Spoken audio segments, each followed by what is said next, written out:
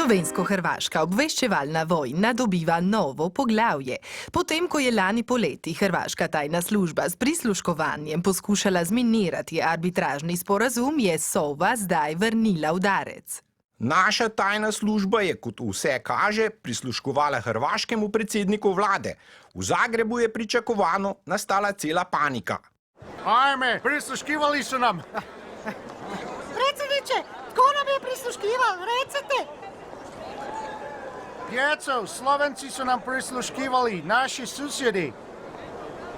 Sve ću vam ispričati. Slušajte.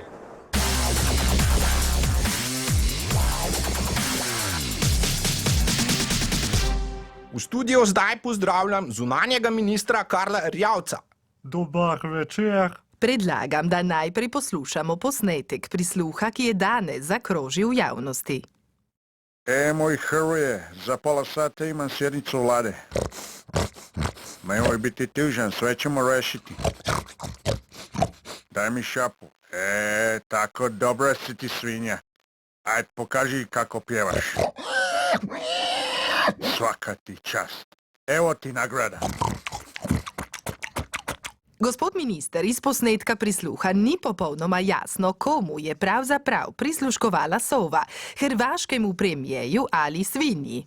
Ne, ta svinja je bila ozvočena ravno s tem namenom, da bi lahko prisluškovali predsedniku. Tajna operacija se je začela lani, ko je gospod Orešković postal predsednik vlade. V Zagreb smo mu poslali darilo v obliki malega vietnamskega prašička.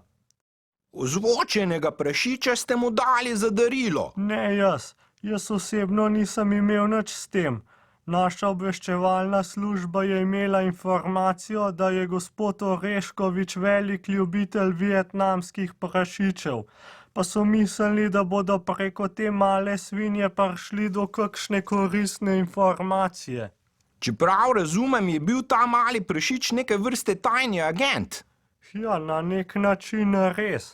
Slovenska delegacija na čelu s predsednikom državnega zbora, dr. Milanom Brglezom, je danes nemudoma odpotovala v Zagreb, da se opraviči celotnemu državnemu vrhu in domov pripelje kompromitiranega prašička. Poglejmo, ali jim je uspelo.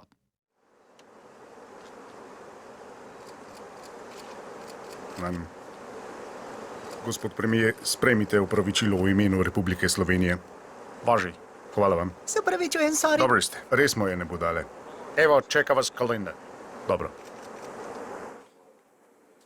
Imam slab občutek. Ja. Dobar dan. Se opravičujem. Nemoj. Da. Stvarno? Res upam, da nam Vidjet boste ćemo. vrnili našo malo V svezino. redu.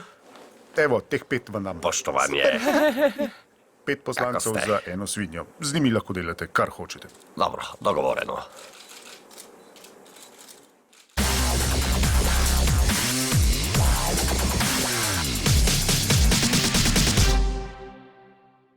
A v znak dobre volje smo Hrvaški predali 5 poslancev.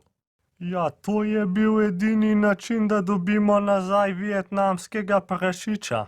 A ni to malo čudna kupčija?